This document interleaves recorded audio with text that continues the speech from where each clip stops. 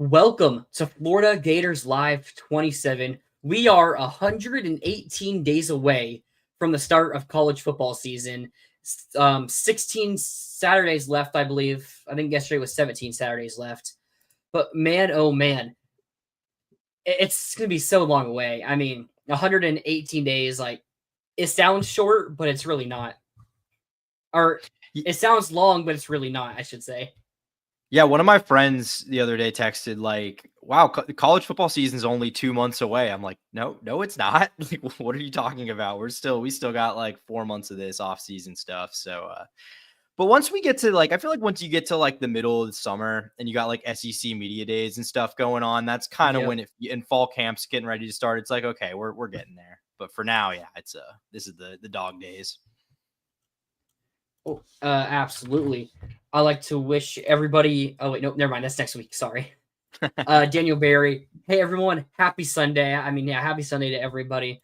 Hope you enjoy the show. It's gonna be a good one. Got a lot of stuff planned here. Starting a multiple month long discussion of our roster. Got a pretty interesting tweet I saw. Tyler Tuno saw it shared to me about, is this the most talented team UF has seen since 2009 when Tim Tebow was on roster? I think that's something that's going to be interesting to talk about. Our recruiting trouble. We only have one commit in the class. Is this something to be worried about? It's going to be fun, but let's get into the show. First off, I'd like to tell everyone you can become a member of Florida, the voice of college football. $2.99 a month. It's something that you don't have to do. It's just an option. You get exclusive content that only members get. If you'd like to, go ahead and do it, but if you don't want to, don't. I also like to tell everybody, make sure you like and subscribe to the YouTube channel. We have plenty of other contents from other Voice of College Football channels. We'll talk about that later on. But I think the thing we should start this show off with, the recently breaking news. UF is set to hire a new university president, Dr. Santa J. Ono. We're hoping we're pronouncing that right. Tyler says he found someone pronouncing it saying Santa, so found video of himself pronouncing it. So that's how he said it. So I think we got that's perfect. Yeah. All right, that's perfect. Ben Sass, he left middle of football season, right? Either in the middle, it might have been right before. I'm trying to remember. I think you're right. I think it was in the middle of the season. Let me figure this out real quick. UF, because obviously he wasn't there because that was the big talking point amid July 31st. Yeah, he stepped down July, so it was right before the season. Oh, okay. Yeah, like a month before season. Okay. Yeah. So, and the big talking point has been, when are we going to find a new president? I mean, you look at the football team, a lot of people like to nag on Billy Napier for making his hires like long periods of time. So people were talking about how, we're going to do the same thing here. And then it took months for them to announce they have a committee that's set to get ready to find the new president. And, it kind of just felt like it kept going on and kind of just came out of nowhere. It's something that I haven't really even been thinking about. Have you been thinking about it at all? No, not really. Like, I've kind of like, obviously it was, like I said earlier, that whole story was getting traction earlier in the 2024 season when people thought, hey, Florida might have to go through a coaching change and an athletic director change without having a university president full time. But since the end of the season, no, like it wasn't really on my radar at all, other than thinking about that dynamic going into 2025. I mean, like, hey, they still don't have a university president in place. So yeah, this took quite a while. I mean, we're talking almost a year now pushing of Kent Fox being the interim here. So but yeah, kind of finally getting that settled away. And I mean, it's not officially official. Like we were looking into this earlier. He's been announced as the sole finalist, sole recommendation to the board, and he's told, wrote a letter announcing that he's leaving Michigan to take the job. So it's basically official. I mean, what a poach, first of all, to go get the university president from Michigan, one of the top public schools in the country as well, and a premier athletics department, all that. So really, really surprising hire, I would say, for the university. Yeah, it's a great hire. I think the reason we've seen it die down, the talks of who our new president is going to be die down, is because everyone thought Billy Napier was going to be fired. I mean, he loses to Miami, gets blown out by Texas A&M, get that bye week, and everyone's certain he's going to be fired. But then he wins some games, gets a good recruiting class. Then the basketball squad, they go out and win a national championship. And so now it's like, okay, Scott Strickland has a surging football program, has the hottest program in all of college basketball around in Florida. So the talks of firing the AD and the football coach have really died down. We have a really good baseball coach, so that was really never in question. That's probably why we saw the talks of this kind of slow down. But yeah, he's someone that really loves sports. When Jim Harbaugh was coming under the allegations and everything that happens with stealing signs, Santa was one of the people to defend him, talk about contract extensions. Now Harbaugh obviously left to go to the Chargers, but Santa was someone that really defended him, helped bring back their basketball program as well. I mean, they had really bad years when Juwan Howard hired Dusty May, and now they're back. So he's someone that I really think could help this program move forward in sports.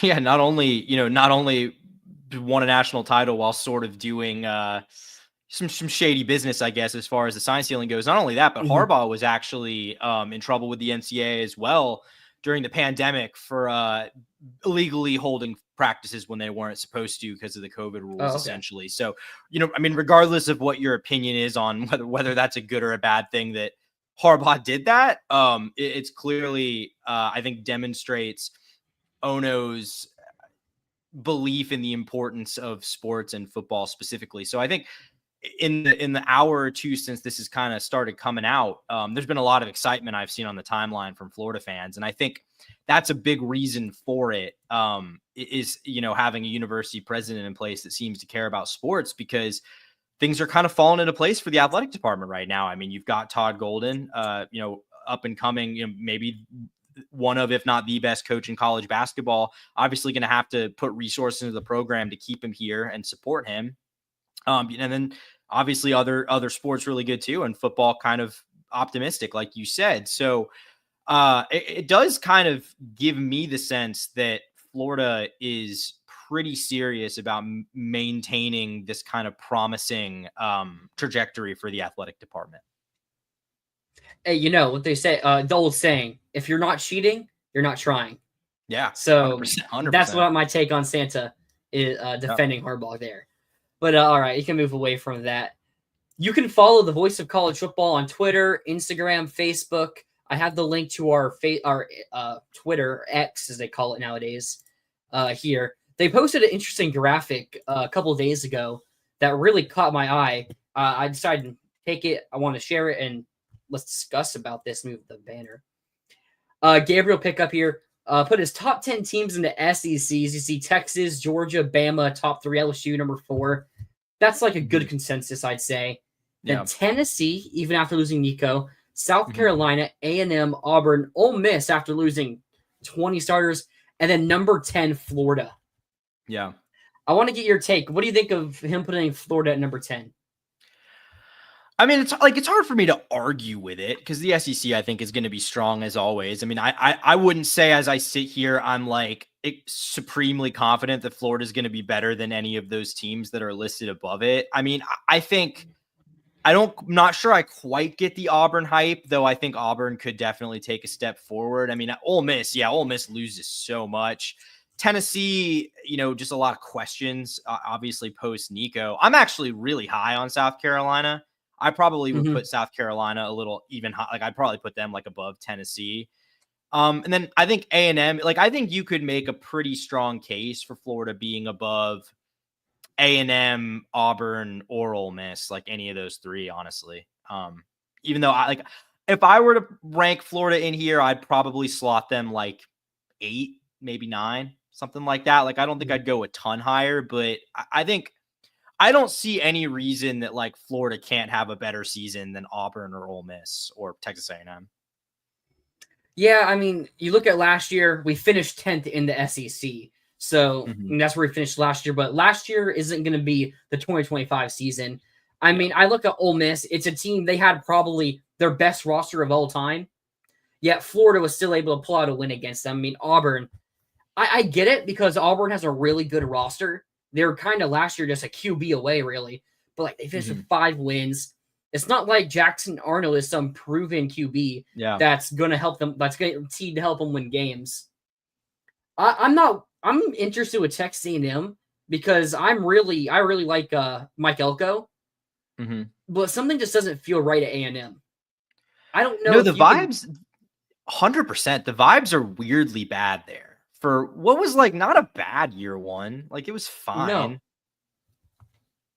I mean, it was the Yeah, but collapse. It's the way they ended. It's the way they ended the season. Because I mean, this was a team that for a while people were talking about as a playoff team, and then you end yep, losing the game to who they lose to down there. Auburn, They lost to Auburn, South Carolina, and then obviously South Carolina. Texas Yep. in the last game. So they lost, I think, like 3 of their last 4, if not their last 3. So yeah, I mean, I mean, A&M, like I don't think they necessarily were like super prolific in terms of like bringing in game changers. Like I think they're probably just going to be about what they were again, to be perfectly honest with you, which I guess I can understand the vibes being bad there if you paid all that money for Jimbo to go away and then hire Mike Elko and he's turning in basically Jimbo caliber, like 8-4 seasons. Like, I guess I get that, but it is, it is year 2. And this was a guy who was being talked about pretty highly for like 75% of his first season there.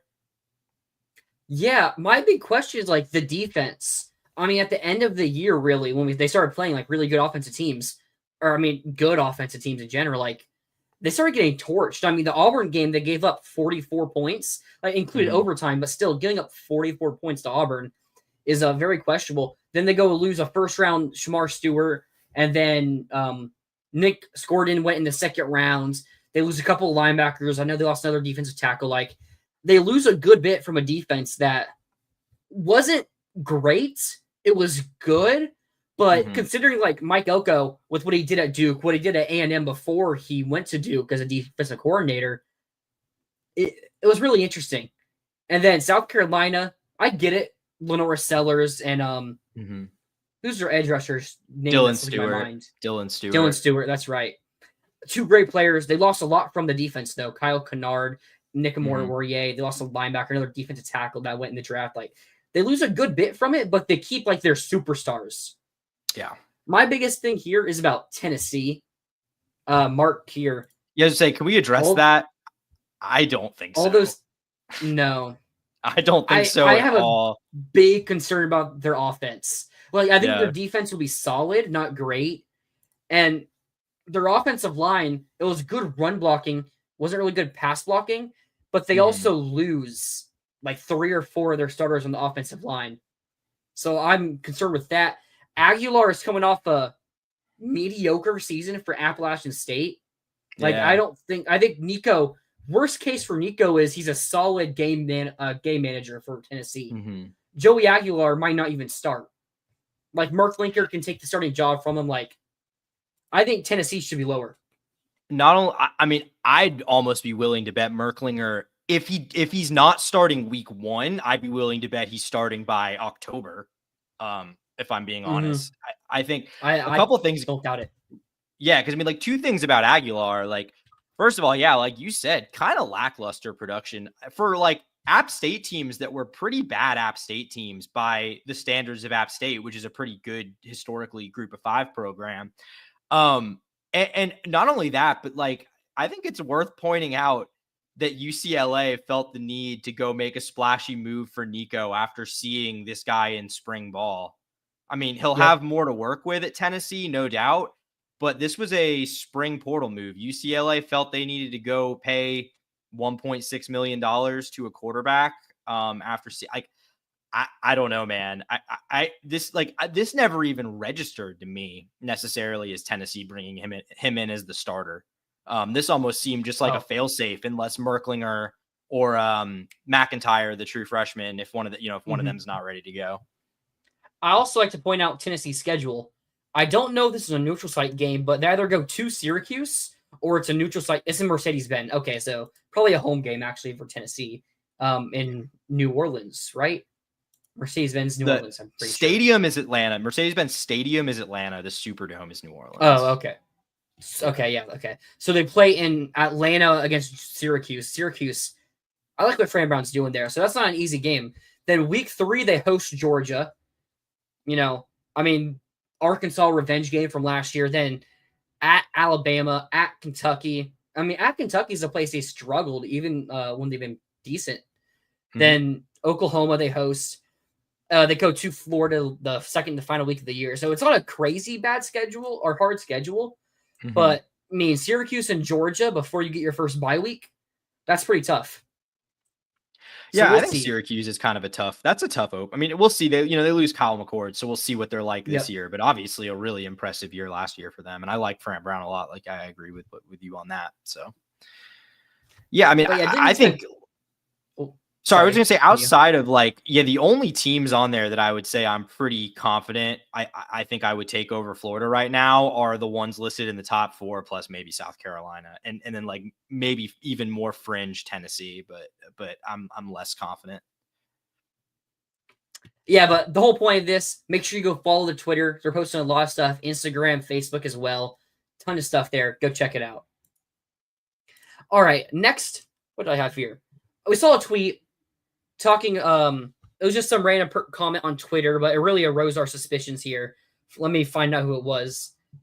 Macho Camacho. So take what they say for however much you want to take it for. But they brought up the question, is this the most talented team Florida has seen since 2009 with Tim Tebow? I thought that was a really good question because you look at some of the teams we've had since 2009 that have been good. 2012, they end up going 11, what was it, 10, 11 and 2? Yes. Yeah, 11 and 2. So they go 11 and 2 in 2012. The next time they have a really good year, I mean, 2015 and 2016 were 10-win teams, but that was kind of taking advantage of a bad SEC East. You probably don't get a good team until 2019, and that 2019 team was really good, as well as 2020, which with a defense probably would have been the national champions. I mean, and then since then, last year's team was the best since that 2020 team. But do you think this is the most talented team since Tim Tebow was here at Florida? No, but I do think it's the most talented in a decently long time. I mean, because best and talented aren't the same thing. And I think people do forget Florida landed the #1 recruiting class in 2010. Like that 2012 team was loaded with 5 stars and future NFL guys, especially throughout the defense. But I think there's an argument. So I'd say probably, I'd say maybe, is it the most talented team since 2012? Yeah, maybe. I mean, because the McElwain teams, like the 15 and 16 teams, some really good players on those defenses, not very balanced, not a lot of offensive stars. I mean, best player in that stretch offensively, like in terms of talent in NFL career, like probably Demarcus Robinson, who's gone on to be like a fine Trey Burton, maybe. That Trey Burton was like even before McElwain, I think. Maybe he was like 10. Oh, McElwain. Sorry. McElwain. Yeah, sorry, yeah. I was almost saying. I might have misspoke and said much. I mean, honestly, there's like 15 and 16 McElwain teams, like not very balanced. I mean, like if you look at Mullen's teams, like was the 2020 offense with Kadarius Toney and Kyle Pitts and Kyle Trask, like and Dameon Pierce, was that better than, more talented than this year's offense? Like maybe. I think you could make an argument that this is the most talented roster since 2012. And I think you could make a pretty strong argument as well that it's the most well-balanced roster since the Tebow era. Because even that 2012 roster was kind of lacking offensively. Like, I think when you look at the starting level of this team, it's about as well-rounded talent-wise as Florida's had in a pretty long time. Yeah, I think you can make the case that most well-rounded team. I mean, looking at the 2020 team, you get past Kyle Trask, Kadarius Toney, Kyle Pitts, Grimes was good, Dameon Pierce was good, although the O-line was like really bad. So the running game you couldn't see too much of. But there's like 5 names on offense you can mention. But then the rest of them, I mean, Shorter was solid. Copeland didn't really do anything. Weston Weston just got signed as a special teams player. Oh, did he? So can't really say much there. Yeah. I missed that. But then you look at the defense. I mean, Ventrell Miller's getting playing time in the NFL. But then after Ventrell Miller, I mean, Kyer Elam's been not that good with the Bills, sadly. James Houston ended up being pretty good, but after he transferred away, he's got a good season last year in the NFL, I'm pretty sure. Yeah, and then after James Houston, it's like Gervon Dexter's good as well, but that was also his freshman season, so he didn't contribute. He never really contributed as much as we hoped he would at Florida. but you know what I mean. So really, it was like 9 players on that team, including freshmen, that were that talented, that were that good as players. Yeah. So, I mean, look at this team on offense. You're looking at Lagway as a guy that people see as a number 1 pick possibly in 2027. I mean, how good is the running room? Jaden Ball, how do you compare him to Damian Pierce and Jacoby Jackson?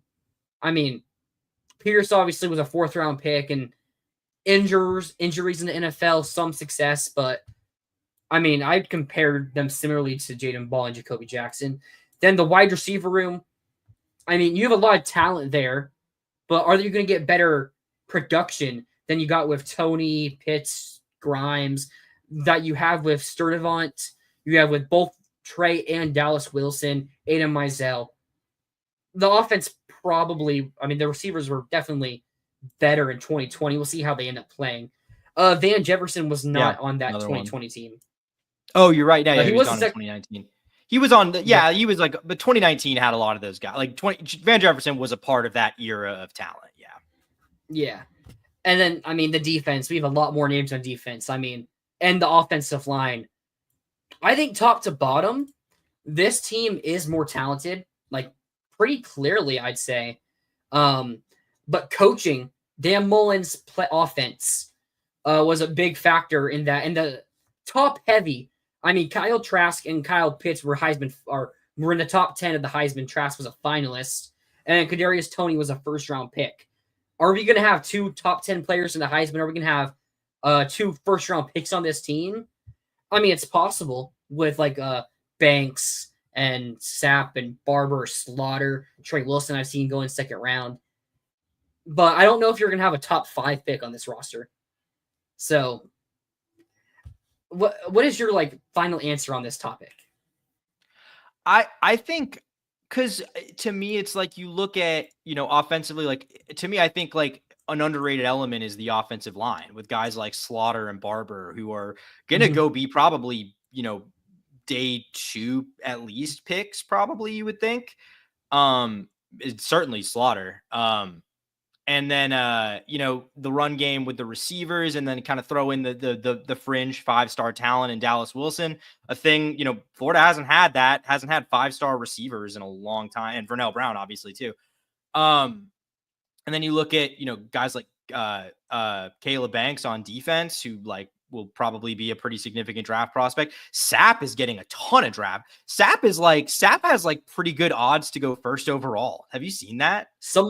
I saw someone made a consensus of like a bunch of 2026 mock drafts. Banks was 26, Sapp was 28. Yeah, I mean, Sapp is literally if you look at the odds of most likely to go 1st overall, Sapp's in the top 10 or something like that. It's kind of crazy, honestly. Yeah, I know. So I'd love to see it. I know, it'd be great. I mean, and then obviously guys like Devin Moore, I think I've said this a lot. I think Florida's question this year is the depth, because there's a lot of positions where an injury would be just catastrophic. So Florida doesn't really have the benefit of having built out years and years of good recruiting. And say what you will about Billy's recruiting, maybe it hasn't quite been to this point what Florida hoped it would be when they hired him. But they have now stacked, 2 of the best classes Florida's seen in a pretty long time, together with each other. So the talent level on the team is pretty high. You're not dealing with these kind of middle of the road classes with a lot of 3-stars playing key roles like you were for certainly the Mullen era, and even kind of back for the McElwain era. So, I mean, I'm willing to say most talented since 12, 13, 14, that kind of late McElwain recruiting. I think it's about as talented as it's been since then. And talking about balance, I think probably most balanced since 2009, honestly. I'm gonna have the same answer, no, but I'm gonna say a different team that we haven't really mentioned. I'm gonna say the 2019 team. The 2019 team was the most talented. I mean, we mentioned the same offensive names with Tony, Trask, Pierce. We even had Michael Pirine, I'm pretty sure, on that team as well in 2019. And then you add on Van Jefferson, Tyree Cleveland, Josh Hammond. You still have Kyle Pitts, who Kyle Pitts was 2nd in college football in tight end yards in 2019. Yeah. Something that I completely forgot about, that he had a lot of hype going into 2020 as well. But then the defense is really where it makes the big difference. Jonathan Grenard's a starting edge rusher, a really good starting edge rusher in the NFL. You also still had Ventrell Miller on the team and David Reese, a really good, solid linebacker that led the defense. You also still had like Zachary Carter. Jabari Zuniga was like he was like a 3rd or 4th round pick, if I'm not mistaken. Yeah, Zuniga was I was going to say Zuniga had injury issues, but was very, very good when healthy that season. Yep. Kadarius Slayton is another guy that I probably started a couple of games with the Packers. I know he just left. He was listed as a key departure for the Packers this past offseason.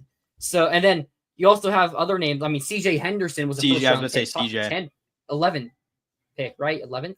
I think he went 9th, didn't he? I want to say CJ It was 11th or 9th. I can't remember. You still like Jawan Taylor on the offensive line, Stone Forsythe, who ended up being a good rotation player in the NFL on the offensive line. There's one name I'm missing here. Chauncey too. Rob just Chauncey did Chauncey leave in 20? Chauncey left in 2018. Yeah, Chauncey left in. Yeah, his final game was the Michigan game. Speaking of Michigan, oh, that's right. That's right. But I mean, I think it's pretty clear the 2019 team was the most talented. I think the main difference between 2019 and 2020 was the schedule. Because 2019 Georgia was better than 2020 Georgia.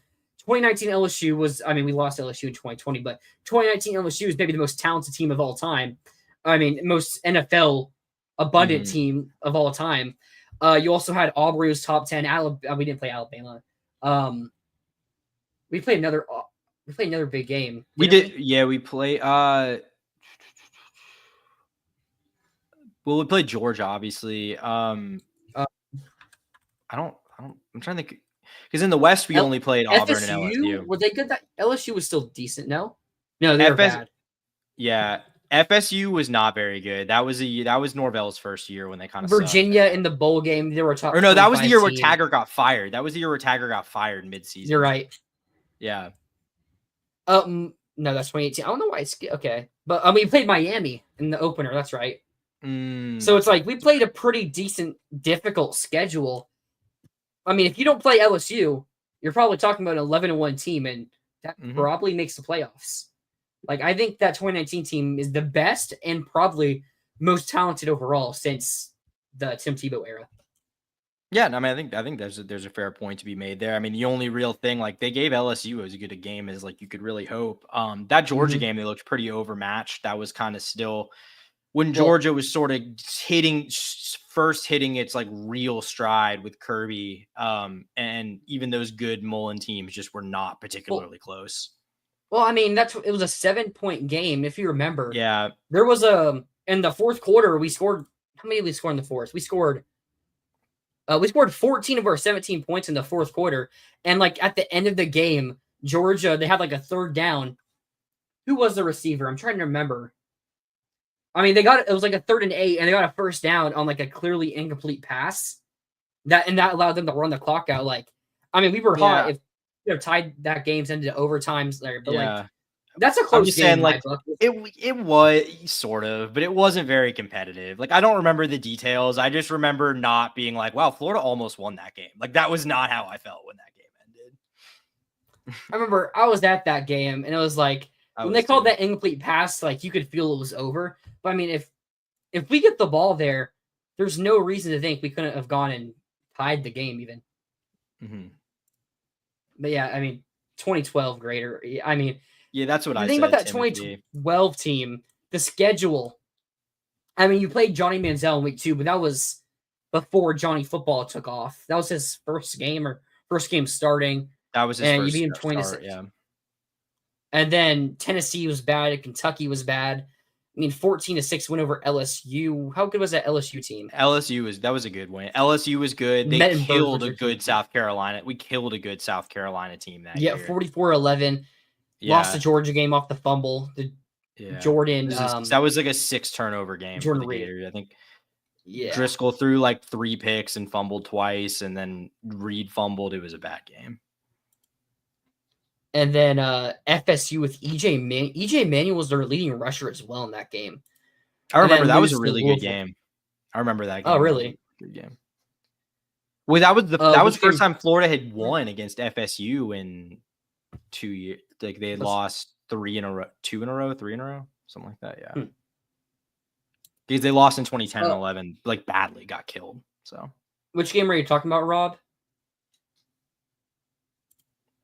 Is that? But anyways, good FSU team. Okay. Maybe I'm downplaying the schedule a no, bit. yeah, that was a good like, FSU team. No, that schedule had some tough games. It was just back when the SEC East was really bad, kind of as it had been for a while. But we're gonna. Oh wait, Georgia, Rob. They lost by. It was 17-9. That's right. I think the difference though now in college football that allows us to have this discussion and maybe it be true even if it doesn't look as good. If we just finish the 12th best team or 11th best team, we can make the college football playoff.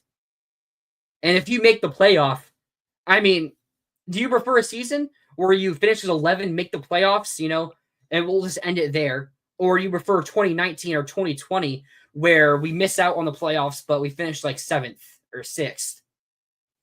I mean, which one are you going to grade higher? I think that's the question. Wait, one where you make the playoff and immediately lose versus like what we did in 2019? Well, ignoring the playoffs. We haven't played a game yet. Let's say the season, you're asked the day after conference championships end and they announce the playoff bracket. Let's say that. Before the game's played. Do you prefer finishing as 11 and making the playoff, or do you prefer finishing as 7? What are you going to say is a better season? 11 and making the playoff, in my opinion. Depends on the record. That's fair. To me, like the whole object is to be in the playoff. So making the playoff is objectively more like you could make the playoff and lose by 100 points. And that's objectively a better season than going and winning whatever bowl game. Like in my opinion, that's how I look at it. Because that's the object of the sport, is to put yourself in position to win championships. That's where I agree. All right, we're going to move on from that. Did you guys know we have a new website, The Voice of College Football? You can check it out at vocfb.com. They just posted an article on the 2nd, I believe that is, talking about Florida raises a classic question heading into 2025. You can go there, read it. They bring up quotes. They have a bunch of new stuff on there. They have the headlines or the schedule for every single show here at The Voice of College Football. The motto is no off season. Any day of the week you can go there. There's probably a ton of new articles out every single day. They're going to have the new streams from every single outlet we have here at Voice of College Football. Go check it out. I'll post the link in the comments. Right there. Oh, boom. Oh, I did not mean to put that. Look. There we go. But you can go check it out there. New state of the art. Looks really nice, easy to access through. I think you'll like it if you like looking at websites and reading articles. Everything on there is currently free. Timothy Carter disagrees with, but I guess if you win a playoff game, then that probably changes it a bit. Like if we won a playoff game as the 11th seed and made it to the final 8 teams, then you would probably change. This is a good question. I'd say, I mean, if you have the kind of season that Alabama or South Carolina did this past year, where you go 9-3 and miss the playoff because of just the circumstances of the sport, I don't know if you call that successful. Like maybe successful is not the right word, but like, I don't think they're firing Billy if that happens. Like if that's what you mean, if you mean successful enough to save him, then yeah. I mean, I don't think if Florida went 9-3 this year and didn't make the playoff for whatever reason, I think I'd probably be overall pretty optimistic about the state of the program. Though obviously I would be disappointed to an extent. I would be disappointed, but then I'm assuming we're probably having a good recruiting class. We're probably going to be inside that top 10, hopefully pushing for a top 5 recruiting class. DJ Lagway, maybe we lost the game because he got injured or something. Maybe there's going to be one game or two you can look on the schedule and be like, we're going to be able to look at as fans and be like, oh, we should have won that game. The ref screwed us, or Lagway got injured. You can make some excuses, It's going to be disappointing that you're like 13th or 14th and just missed it. But there's going to be a lot of optimism going into Lagway's senior year. or junior year, likely his last season here at UF. So that's how I think I would look at it.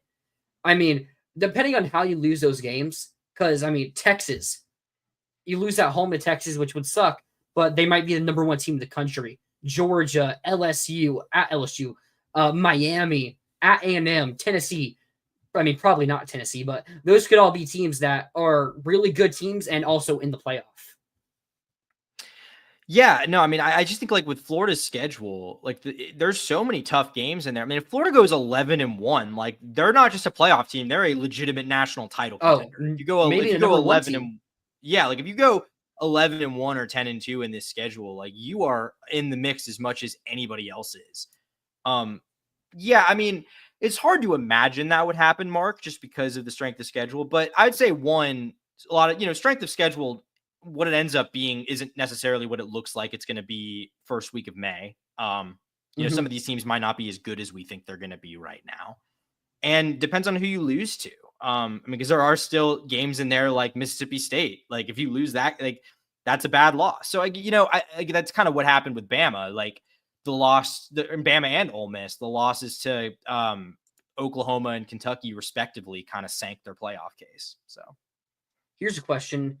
If Florida went 9-3 last year, Bama was supposed to make the playoffs, except Clemson decided to hit a 56-yard field goal after having kicker troubles the past 2 years.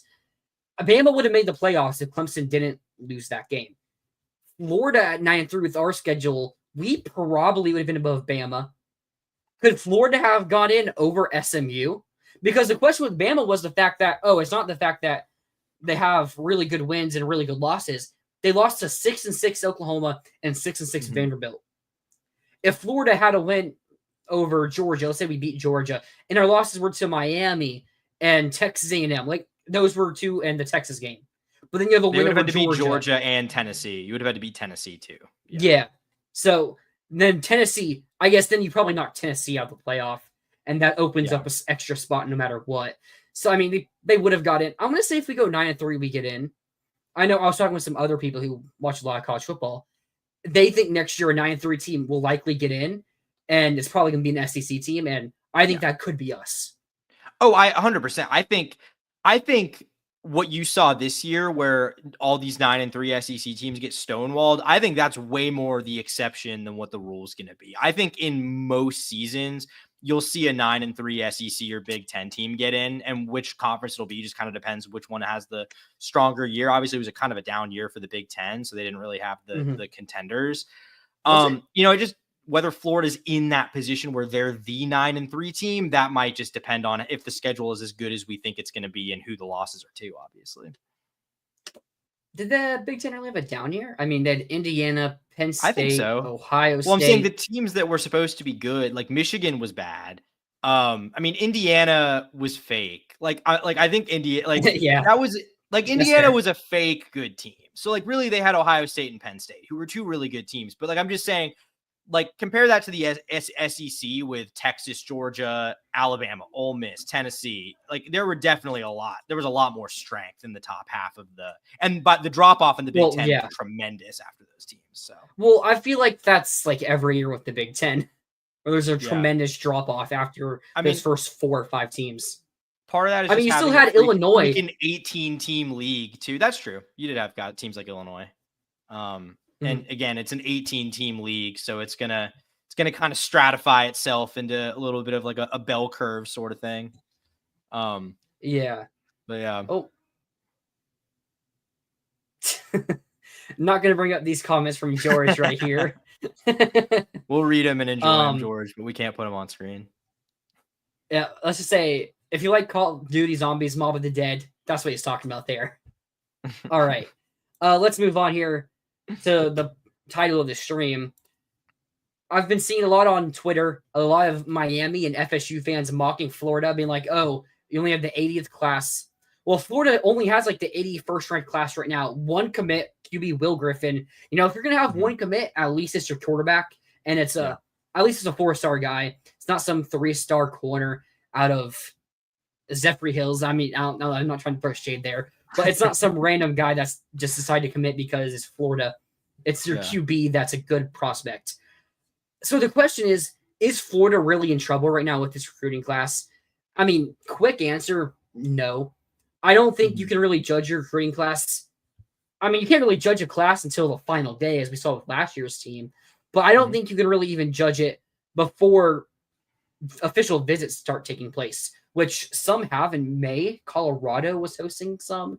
I don't know how, but Florida's, they don't start until the last day of May, May 30th, and going into June. But I'm not going to worry about this recruiting class until we get to football season. I mean, if you're sitting at the end of July with one commit, like, yeah, okay, that's maybe a problem at that point. I mean, I don't think it's ideal. I mean, sure, you'd like to have more guys. But I mean, look, if you've been tuning into this show the last few weeks, we've gone pretty in depth on the guys that Florida's talking to. Like, believe me, they're in the mix. Like, there's a lot of players who they're, if not outright leading for, are finalists for.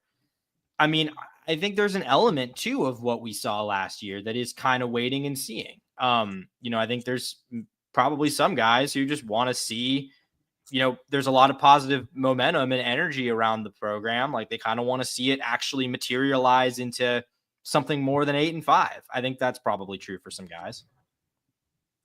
Maybe. I also just think you look at like the past couple of years, the classes were never really that large heading into the official visit season. I mean, the class we talked about a lot because of the good start it got off to was back in 2023 when you had Jamonta Waller. We talked about Childs last week. I'm not going to talk about it again because I always get Aiden and Aaron Childs confused. But you look at that class, it only had like 1 or 2 commits heading into the official visits. And then a month into the official visits, it's a top 3 class in the country. So everything can just change just like that. I mean, we have a smaller box, so I'm forgetting where to snap, but everything can change in an instant. I mean, you look at guys like Vodney Cleveland, Valden Stone, those are 2 top 150 guys where if they commit, our recruiting ranking is jumping to the top 30s. And then you get a couple other players at receiver like a Samarian Wingo, Darian Williams. Like, it's really easy for Florida to just get 5 commits and jump inside the top 25. Like, this is no issue at this moment. Yeah, I mean, if there's one, like, the only concern I'd have with not having guys committed at this point is, like, now that we're at a point where guys are signing contracts with collectives, maybe signing rev share contracts, depending on what happens in these next couple weeks with the house settlement.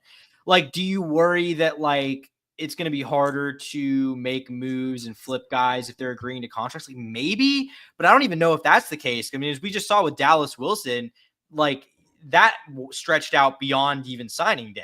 And he was able to get out of his NIL agreements there. So, I mean, really, it kind of does seem like these guys can do whatever they want, and whether they sign an NIL or rev share agreement or not, it doesn't really matter. So, like, yeah, I mean, it's just, you want to see guys committed just because it makes you feel better about where you're at. But having, if we had 9 commits right now, that wouldn't stop those guys from fleeing a sinking ship if we have a bad season. And that also isn't going to stop, 10 guys from committing in June.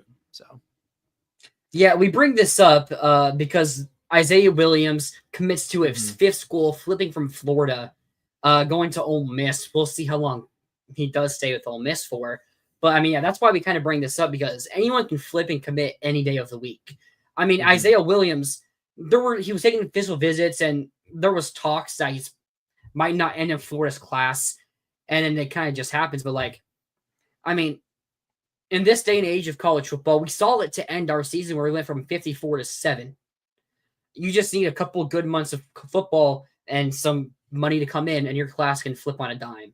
I'm not really worried about it because I already named a bunch of guys that we possibly lead for right now who they visit early June. We could be 2 weeks into June with 10 commits, and I wouldn't be shocked. Yeah.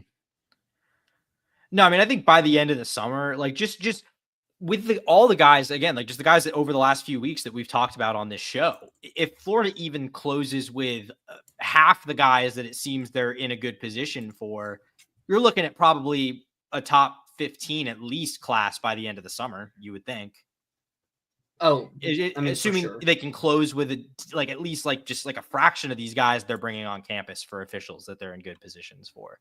Because they're all, for the most part, I mean, lot of top 200, top 175, top 150 even kind of guys. So, I mean, again, to me, it's like, let's talk at the end of July. And if things still look like this, maybe then that's a little bit concerning if you've gone through a round of official visits and you're still not getting guys. I mean, yeah. So this is kind of not necessarily on topic. It's recruiting wise. I don't know if you saw, someone posted on Twitter an article about Texas and them spending $30 to $40 million on their football roster. Yeah. Did you see that? Yeah, so that was the Houston Chronicle reported that. And then Texas 247, they disputed that. They said that number wasn't true. That was a paywalled article that I couldn't read, so I don't know if they offered an alternative like figure there of what the actual price is, but I mean, yeah, that's a pretty credible report, $30 to $40 million. I mean, I don't know. I mean, obviously that's maxing out under house. Like, that is the whole thing about this, is like all these numbers and all these finances are based on the house settlement, which, I mean, I have no reason to think it's not going to get approved, but it hasn't yet. Like, if the judge were to reject that, like, that would throw a wrench in everything these schools have planned. I mean, rev share language is written into coach contracts. Like, we will give you X amount of dollars in rev share. So I don't know what happens to all those deals if it doesn't go through. I bring that up because I heard a couple things about Texas throwing money for Vodney Cleveland and Jalen McCoy, two defensive linemen that were going after. I mentioned Cleveland earlier. And it could get really worrisome if Texas, I mean, the reported amount they spent on last year's roster was $2 million. And then they brought in the number one class this year. They lose a couple big time prospects. They maybe increase their budget by like another $2 million, maybe. I don't know. If they're trying to get up to 30, are they going to put $5 million into this class alone? And if more, I mean, with what they lose after the year, I mean, if they're putting that much money into it, we could be in trouble because we could be offering a recruit the best package and maybe second best, but they still really like Florida. But if Texas just decides, like, hey, I want this guy, they can just go and double the amount we're trying to pay them. That could throw a wrench. I mean, you mentioned throwing a wrench in brands. I mean, that could just knock us off a boat completely. Yeah, I mean, I'll be honest. I think that's why it's not very realistic to even if Florida starts winning and becomes a playoff type program under Billy Napier, with the current financial setup, I don't think it's fair to expect Florida to be like pulling in number one overall recruiting classes. I don't think that's going to happen when you have the Texas boosters bankrolling their operation, Phil Knight from Nike bankrolling Oregon's operation, et cetera. Like, Florida doesn't have that. I think what your object has to be for Florida is to be competitive with everyone else, basically. Be at the level of the Georgias, the Alabamas, the LSUs, the teams that are putting a lot of money into it, but don't have a billionaire writing blank checks for them, which is what a select few programs in the sport have right now. Texas, Ohio State, I guess. I mean, more Oregon. You could throw Michigan in there too. Yeah. Is it Oracle? The Oracle founder is the one who paid for Bryce Underwood. Basically, I want to say it's the Oracle guy. Blanking on his name. That sounds right. Yeah. So I mean, and then you look at Texas Tech, man. They've got an oil guy too. I was thinking about that. Yeah. Cody Campbell, I think is his name. Talked about him last week. Yeah, I mean, they either got to find a guy like that who's willing to do that, which maybe if you win, you can. I don't know.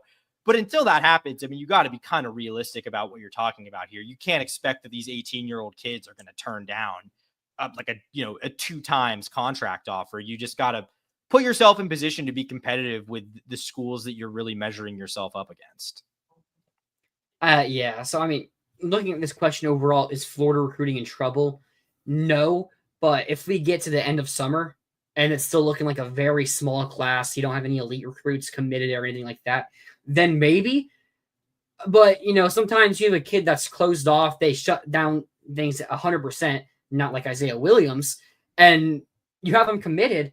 Maybe Texas can't throw them that bad because they're not even talking to Texas. But it's not a problem right now. It's just a thing that people on Twitter are going to argue about. Yeah.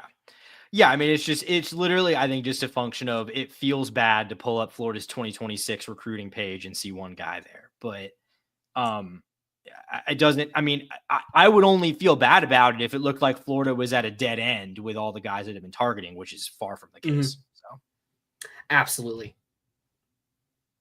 This is something the Nvidia founder is a UF grad, most valuable AI company. We need to get him. Cares. I don't know if he cares is the problem. That's the thing. Because it's not only having the billionaires, it's having the billionaires that care. Because I mean, it's a bad investment. Like, it's an objectively bad investment. You're just funneling money every year into a program that you get nothing out of. So you have to find a guy who cares enough to do that. And that's maybe the problem there. But yeah, I mean, Nvidia most valuable. I think most valuable. Is it just the most valuable AI? I thought it was the most valuable company in the world, like, period. Maybe I'm wrong about that. I thought it was. I know it was like one of the most profitable. Overall. Yeah. I mean, hey, maybe winning football games gets him to come on board, and then you can have that money like Texas. Maybe. It's unfortunate that Gatorade has become too like of a national thing, like representing the sport as a whole, because you're never going to get Gatorade exclusive stuff really beyond like the Lagway commercial or whatever. That doesn't really count. Yeah, I saw another commercial from like last weekend. Didn't have a single. I was hoping to see Lagway, but no. No, Microsoft is still more valuable. That makes sense. Yeah. I think it was like the most rising like company in the world. That might be what you're thinking of. All right, we're going to send you guys to a video real quick. We'll be right back. You can make a difference here at the Voice of College Football. Use the Amazon link. Financially contribute to the Voice of College Football without spending a penny. Same shopping experience. It's easy. Go to any video on any channel. Go to the description section and grab the link right next to the capital letters that say Amazon. Use that link and Amazon will instantaneously convert to your account, settings, history, everything intact, just like whatever link you use right now. No difference. Pay no attention to the product that you see right there. Just go search what you want. Don't forget the Amazon link. Thank you for your support. Sincerely, the Voice of College Football. Welcome back. Get a comment here from Rob. But that's when your AD comes into play and help get people to invest. I mean, if someone just doesn't care, they're just not going to invest. That's the plain and simple truth.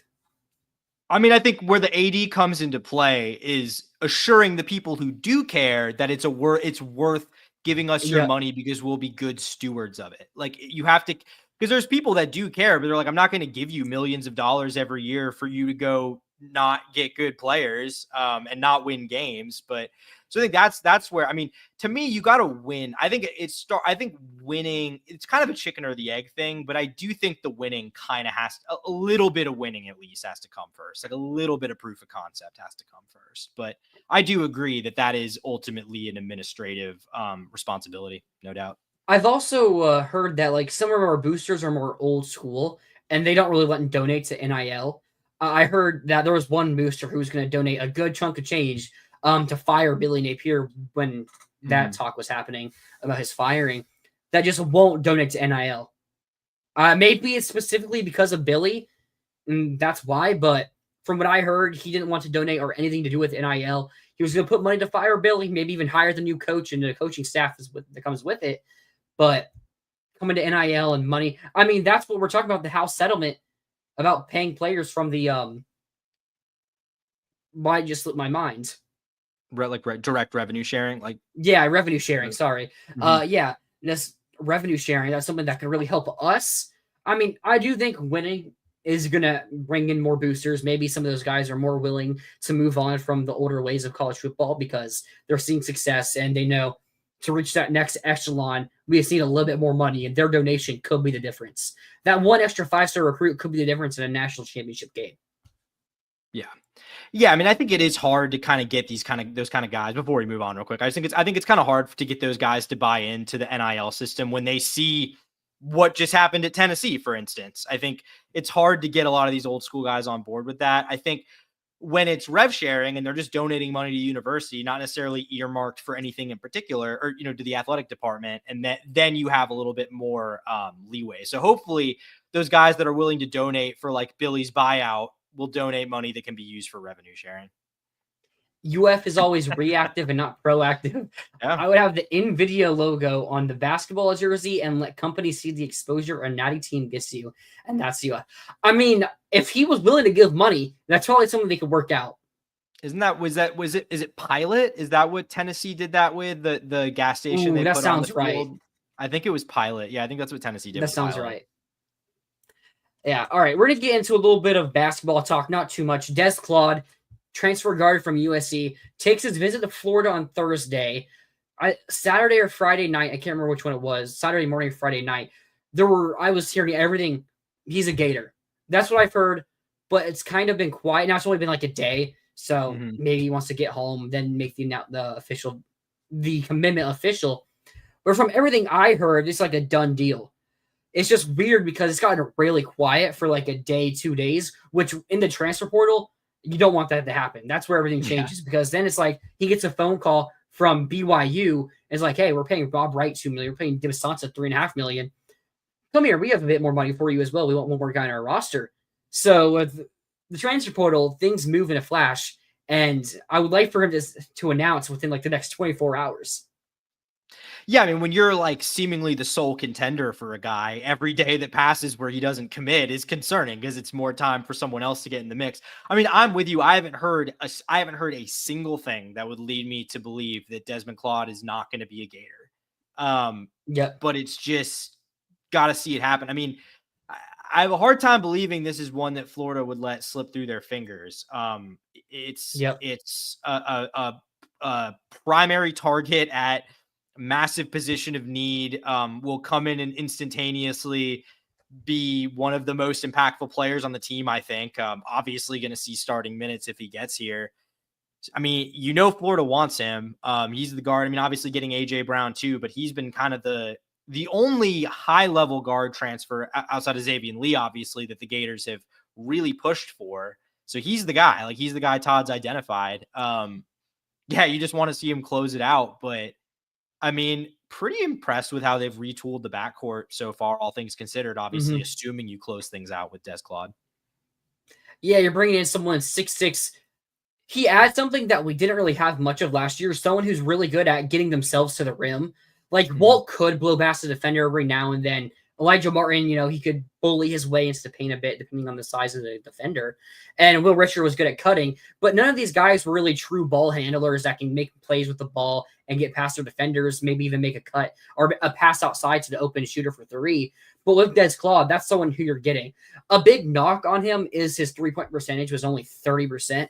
I think that's something that here at UF, you can see increase a ton. He's going to play a different role, not just being the primary ball handler, but with having Xavier Lee next to him and someone that you get open spot up shoot situations. I think that, 3-point percentage can rise up a ton. Yeah, I mean, I think if there's any concern you have with the backcourt that Florida's put together, it's maybe that the shooting isn't poised to be a strength. I'm not sure I'd say it's poised to be a weakness necessarily, but I don't know if this is going to be like an incredible shooting team in the backcourt, but no, I mean, it's fascinating to me because you're really looking at, I think, just stylistically a very different team than what you saw last year. It's like not only like you mentioned with Desmond Claude, the kind of physicality getting to the rim that he has, but then you look at all accounts. I'm not sure we've actually really talked about this on the show much, but all accounts are that Hauck is going to play the three. Started three. I was going to mention that when you start. Yeah, sorry. Sorry for stepping on the field of 68. Yeah, on the field of 68, Todd Golden announced that, assuming Condon comes back in Chinaloo, that they're going to be running Chinaloo or Handlotting at the center, Condon at the 4, and then Hauck at the 3, which is something that's interesting because if you're running Lee, Claude, Hauck, Condon, Chinaloo, historically speaking in their careers, not a great three-point shooting team, although we've seen Hauck and Condon both improve at it over a year, and Lee is a pretty good three-point shooter on his own right, Claude only at 30%. But I think it's something you add those players together because Condon's going to be someone that's going to be first or second team all SEC in the preseason, probably first team now that I think about it. Hauck also probably will be as well for second or third maybe. But these are guys that are going to be really good players that defenses are going to have to try to lock down, which is going to lead to more open shots, which I don't think is something we got too much of last year. It felt like it was Walter Clayton hitting crazy, difficult threes. Will Richard getting some open threes was really the only guy he felt like getting a lot of open threes. But that's because Elijah Martin and Walter Clayton were drawing a lot of attention. So yeah, I think it's a different dynamic for the team. It's going to be a lot more ball handling, more dribbling, which could get annoying to some people. But it's something that could work. I mean, I think something we noticed a lot. We didn't get a lot of easy shots in the NCAA tournament. Look at the UConn game. Look at the Texas Tech game. Even the Maryland game. Got a bit more in Auburn, especially the Houston game. We weren't getting a lot of open shots like we would in the regular season, and we weren't the best at driving to the rim, which that's how you create open shots, is by driving to the rim, which is something I think we're going to do really well this year. Yeah. And going back to the shooting, I will add AJ Brown, who, I mean, assuming you get Claude, is probably more going to be like role player coming off the bench. He pushed 40% last year from three, shot 38.8%. So he's a high level 3-point shooter as well. Mm-hmm. Yeah. So I think I'm not too worried about the current roster makeup when you get Claude. And I mean, there's still a possibility you get one more player. Ben Henschel, he declared for the draft. He got invited to the combine. We'll see what ends up happening there. If he doesn't get drafted, I think there still is a possibility he comes here. But it's something that's going to be really interesting. And I also expect Condon and Chinyalu. I mean, Chinyalu didn't get invited to the draft or to the G League. What's it called? They have a showcase game. G League. Yeah, the G League Ignite camp or Elite camp or something. I know what you're talking about. The thing that Will Richard got invited to. Yep.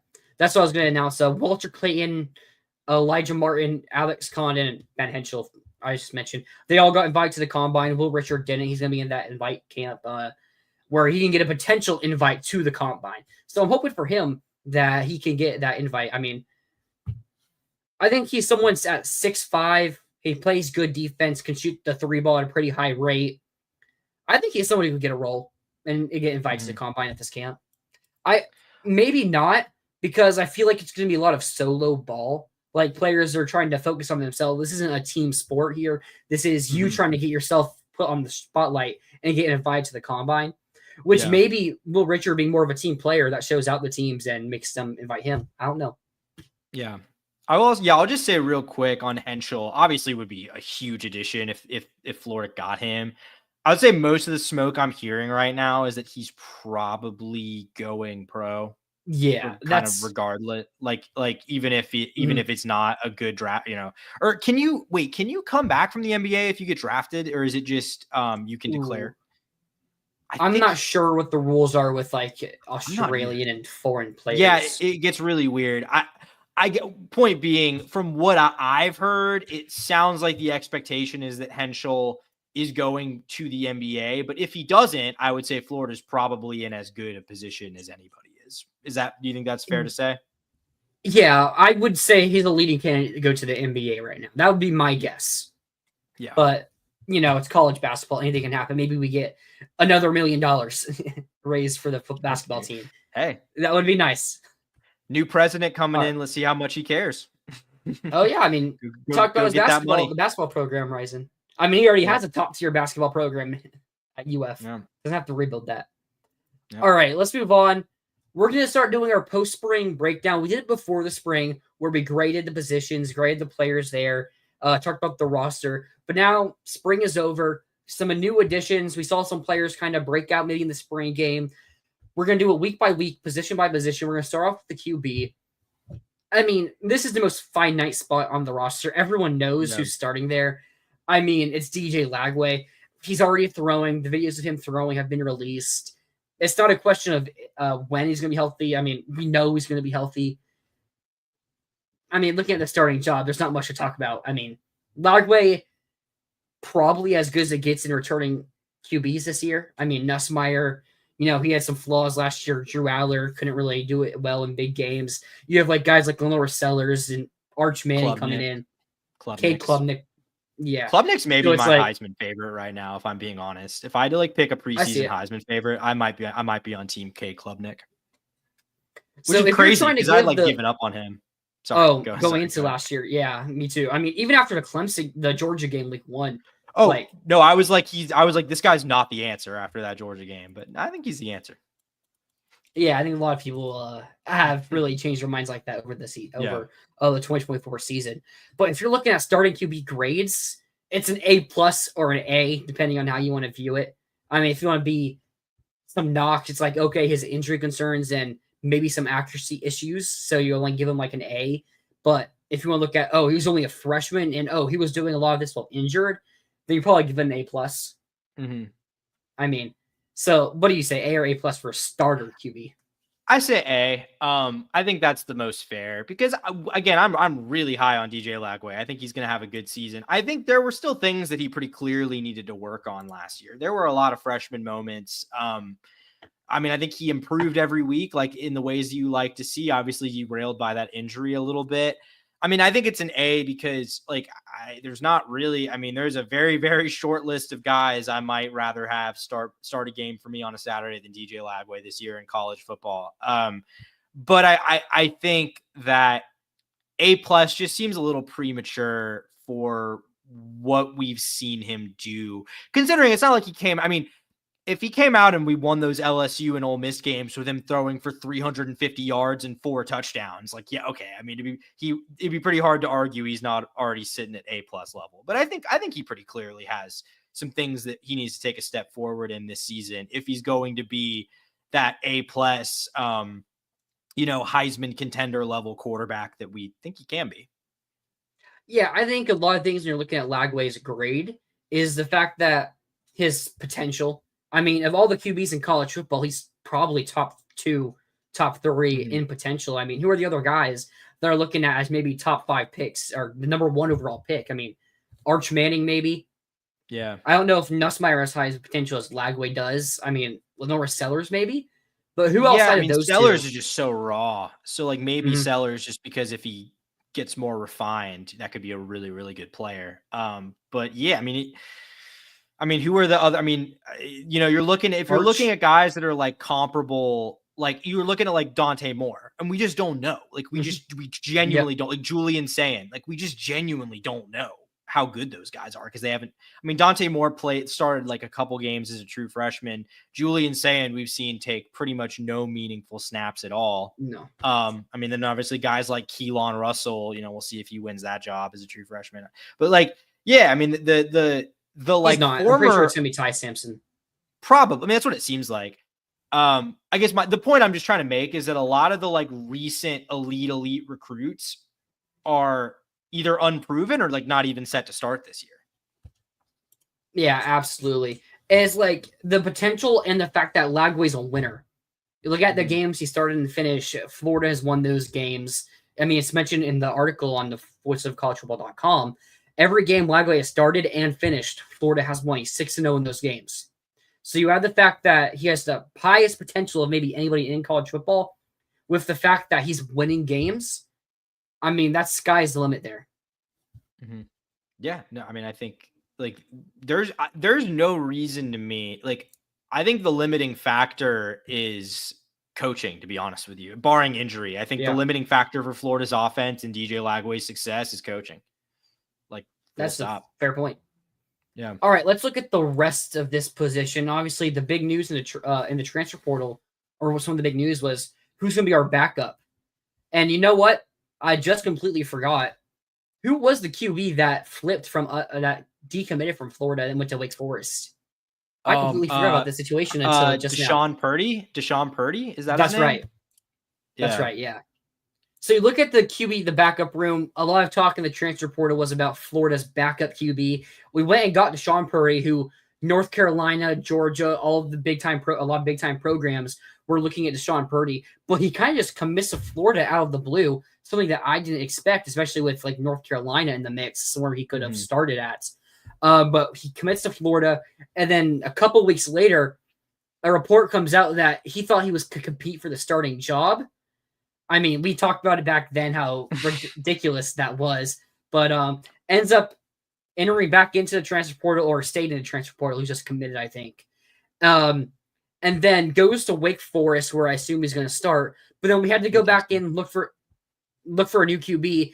We get Harrison Bailey, a name we're familiar here with UF.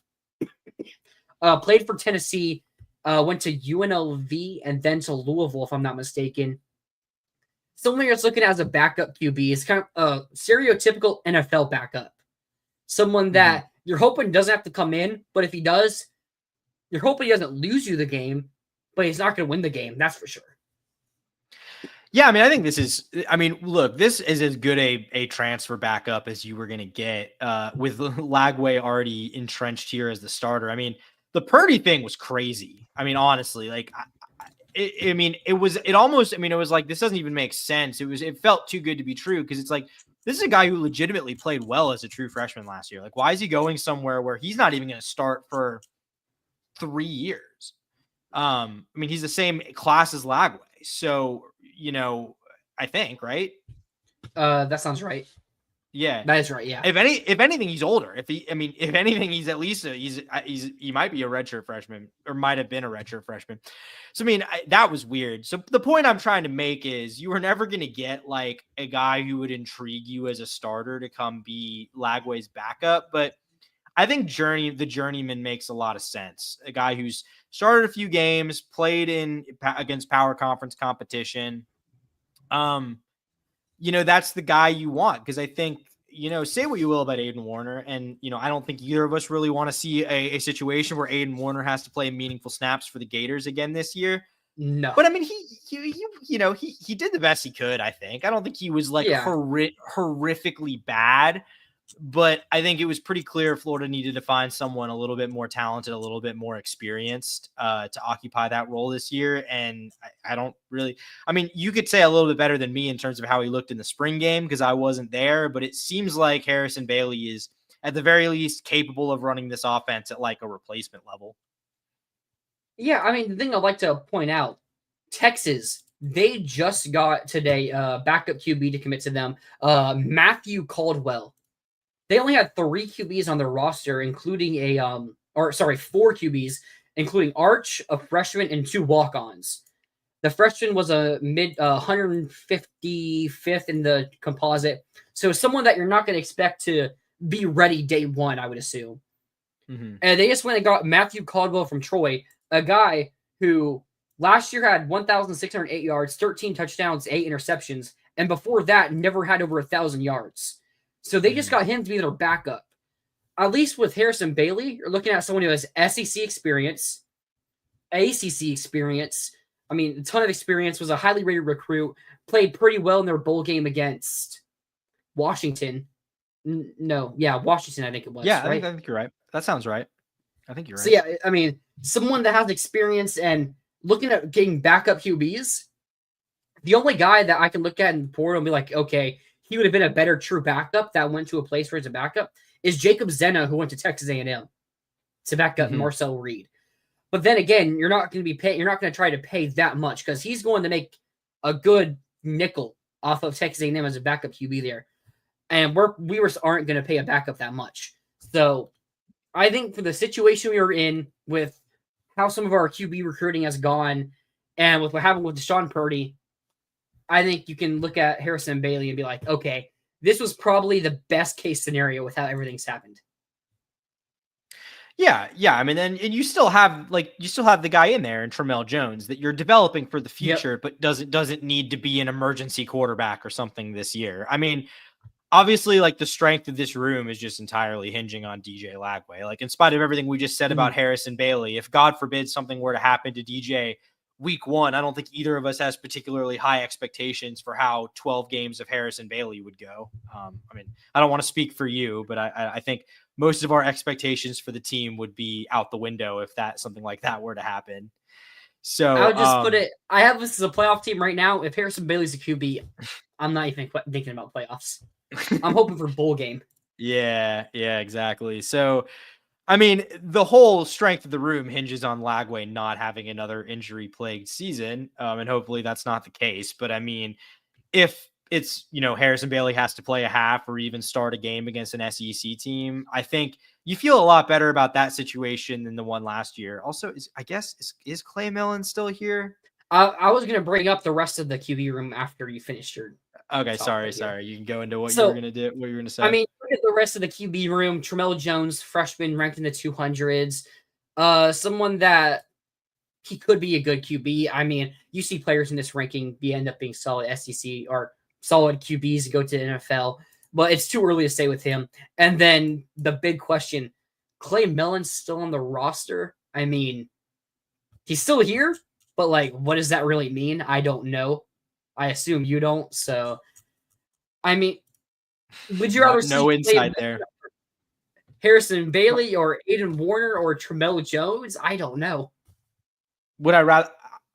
I would maybe I mean, again, I'm not trying to like pile on Aiden Warner. I would maybe rather see Clay Millen than Aiden Warner, just because we got to see one last year and we didn't get to see the other.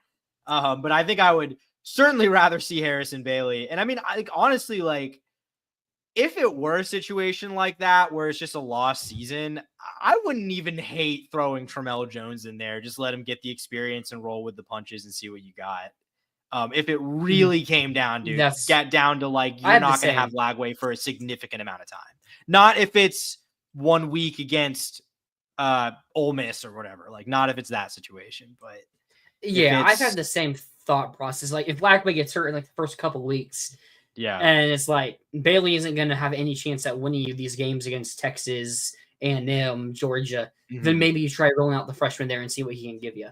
But I mean, looking at the rest of the QB room, I think I skipped over Aiden Warner completely, but like with Mel and Millen, that's not even me dissing him. I just skipped his name on the list here. I think Warner, you look at the fact that it was his first FBS experience and he was thrown into Georgia and Texas. Like, I don't know if Warner really is as bad as we've seen him play. Because, again, 2 playoff teams, a team that made the semifinals, and he played a little bit against Sanford, but maybe I wouldn't be totally shocked if Warner was the backup. I expect Bailey to be the backup, but I think Warner is a little bit overhated compared to what we talked about him and what everyone else really talks about him as. Well, and it kind of sounded like to me for a lot of spring practice that he was looked like he was winning the backup job at one point. Doesn't really, based on spring game reps, that doesn't really seem to be the case to me that he won that backup, at least is currently in position to win the backup job after spring. I mean, look, I think the most earnestly complimentary thing I can say about Aiden Warner is I think it's pretty clear that he is a better quarterback than his pedigree would have you believe.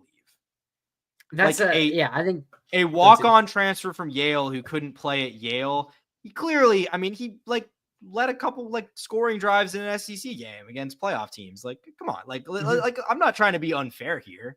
No. But he's still a walk-on transfer from Yale. So that's just it kind of is what it is. Yeah, it is what it is. Let's just hope Lagway doesn't get hurt. The backup QB room, I mean, for what it was or what it could be, I think they did the best they could. But overall, I mean, if other teams like Ohio State that has 5-star QBs as backups, I mean, or no one transfer, but Luke Keinholz or whoever their backup is going to be a highly rated prospect. Georgia. Who is Georgia's backup? I just thought about that. Ryan Puglisi. That's probably it. They got a transfer, didn't they? Or have they just been in the mix for a bunch of them? Because I know they've been in the mix for Purdy and Jacob Zeno. They were in the mix for Fernando Mendoza. That's but he would have been a starter. Yeah, it's just Puglisi, and they have a freshman. Hezekiah Millender? Who is that? Let's see. Speaking of didn't he flip from Boise State? Maybe. Yeah, he's in the 700s, like 760. Flipped from Boise State on. Speaking of Georgia quarterbacks, November. Have we mentioned Jaden Rashada's most recent commitment to Sacramento State FCS? Let's finish this up real quick. Sorry, no, I wasn't trying to start a discussion. I was just throwing that out there. But given the backup room, what would you give its rating? Yeah. I'm right on the cusp between C+, B-. I'd probably go C+. I'd probably go C+ on the backups. Yeah, I'm the optimistic one here, so I'll go B-. Mm-hmm. Because I think a lot of people think that if Lagway gets hurt, the season's like completely over. I do think with the offensive line, the running room, we have talent at receivers that could carry a QB to being statistically decent. So I don't think the season will be completely over. So I'll go B-. Okay. I mean, that's fair. And I think the reason I was like considering B- is because I think you have to factor in Tramel Jones being in there too. Yep. But I guess I just think none of those three I would be particularly confident in having to start multiple games. So I feel like it's kind of hard for me to go higher than C+ there. You know something I just realized? Mike Bobo's son is currently slated to start at center for Georgia this season, which is something really interesting because if I remember correctly, he was the backup for Tate Ratledge, whatever it is, when he got hurt, and like he wasn't really that great, if I'm not mistaken. Yeah, I'm not. I mean, trying to positive on that replace an NFL guy, but like, who was the other guy? Malachi Tolliver. What was his rank out of high school? I mean, obviously, high school rankings aren't everything, but like, he was a 3-star out of Georgia in the thousands. So, I mean, and then they got a freshman as well. 3-star. Yeah, so Drew Bobo probably going to be starting for Georgia. That's interesting. I just noticed that when I was looking at the backup QB situation for Georgia. But, like, man, I think this Georgia offense could end up being pretty, like, I think there's a scenario where Georgia's offense is, like, bad. I mean, I mean, I don't really have a lot of faith in Gunnar Stockton. I can tell you that much. Me neither. So I mean, I also just don't think Georgia's offenses with Mike Bobo have been particularly good in the first place. Like, I don't. No. I don't really. I mean, I'm not trying to like because Florida still has to beat them and overtake them, obviously. But this is not really the trajectory I thought Georgia would be on at this point of Kirby's tenure after, what happened with those back-to-back national title teams. Like, I really thought he was on his way to being Saban too. And he might still be, but it does kind of seem like, doesn't it? I mean, do you not get the feeling that Georgia has just settled into being another very good program instead of like the preeminent program? So Georgia's probably had their worst offensive line since 2016. Mm-hmm. And they just had their worst offensive line recruiting class in like Kirby's entire tenure. They lost what's his name? Sam Pittman to Arkansas. And you've seen the offensive line like slowly get worse, and recruiting also for the offensive line for Georgia slowly get worse since they lost Pittman and who they replaced him with? Matt Luke from Ole Miss, I think. That sounds right. Sounds right. I think Matt Luke has since gone else. I think Matt Luke's at like Clemson now or something. That's what I was thinking. Yeah, Matt Luke is the O-line coach at Clemson. But I think you're right that he was at Georgia. Yeah, he was the Georgia O-line coach in 2020 and 2021. So he was there that was their first national championship, right? Yeah. 21. Yeah. Yes, because they beat. Yeah. Wait. Yeah, they beat TCU that year, and then they beat Ohio. No, not Ohio State. That was the year they beat. Sorry, that was the year they beat TCU, and then the year after. We're mistaking something here. 2020 was Bama. Right. Then 2021 was Georgia, and 22 was Georgia. Yeah, then 23 Michigan, 24. That was Georgia beat Georgia. Bama. They beat Bama because they lost them in the SEC championship. Oh, game. Yeah. Okay, and they got revenge. That's right. Mark here. Florida's whole offensive line were 3 stars. Damian George was a 4-star. But, I mean, Barber and Slaughter. I mean, Slaughter was the best center in college football. Barber is a guy that's getting second-round pick potential there. So, Najee Harris was a 4-star or was it 3-star? I think he was either a low 4-star or like a high 3-star. He was a 3-star. He was I'm not even even he was a 4-star when he committed. Yeah, he was like ranked 458 on the 247 composite. So pretty high 3-star, but yeah, 3-star. Yeah. But yeah, I mean, I look at Georgia's entire roster. I mean, Gunnar Stockton, since 2017 with Fromm, it's not like they've had elite QBs. Like Bennett ended up being better than anyone could have projected. But like walk-on QB, walk on, transfers away, transfers back. I mean, I give all the credit in the world to Stetson Bennett, someone that outperformed everything people said for him. But like, Gunnar Stockton isn't crazy QB. Their running backs, even. I mean, Nate Frazier's he was a good freshman running back. Maybe he takes a jump. Yeah. But then after that, Roderick Robinson, Chauncey Bowen, Josh McCray, that's not a crazy running back room at all. I mean, and we thought we had a lot of hype for Oscar Delp after losing Brock Bowers, but didn't he have a pretty big drop problem last year?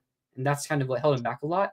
You might be right. I mean, he certainly was not close to the dominant player that Brock Bowers was. Not at all.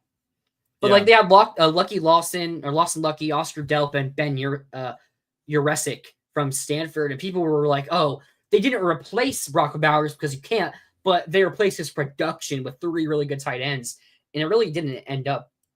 Ernest Green, I think, is like their one returning starter from last year on the offensive line, so he should be pretty good. But then like Daniel Calhoun, I don't think this guy was a highly rated prospect at all.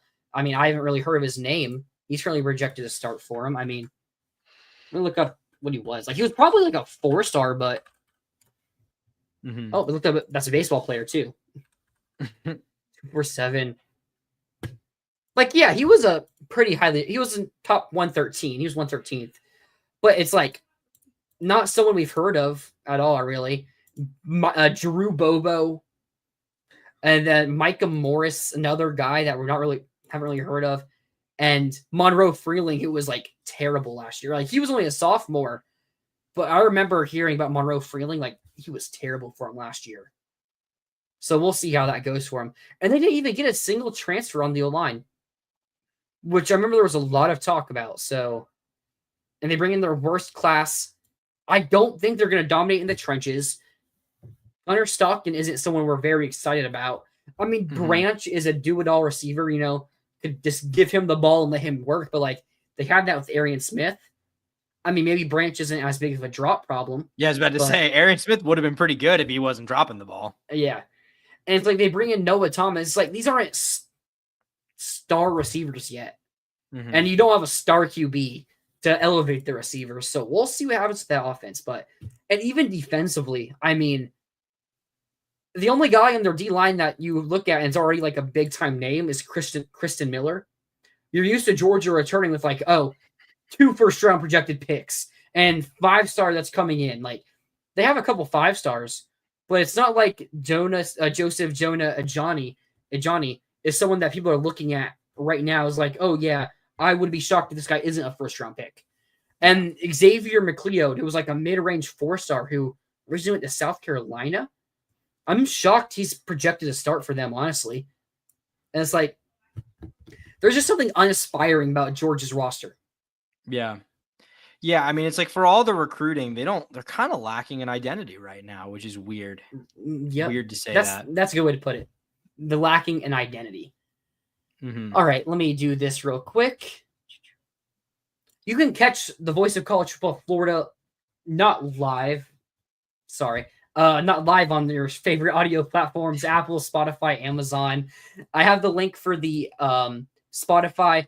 If you like to listen while you're going to sleep or while you're driving your car to work or school, you can just do it on any of those platforms. No videos, obviously. They are not live like the banner says we are. That's only on YouTube where you catch us here. But you can go check us out on any of those platforms. There's also the other Voice of College Football channels there. Any of them you want to listen to, best for driving or going to bed, or maybe you're cooking and you just want to play it maybe on your Siri or your Alexa. It's really the best for that. I'd also like to remind everyone you can like and subscribe to the channel, comment on our videos. We really appreciate it.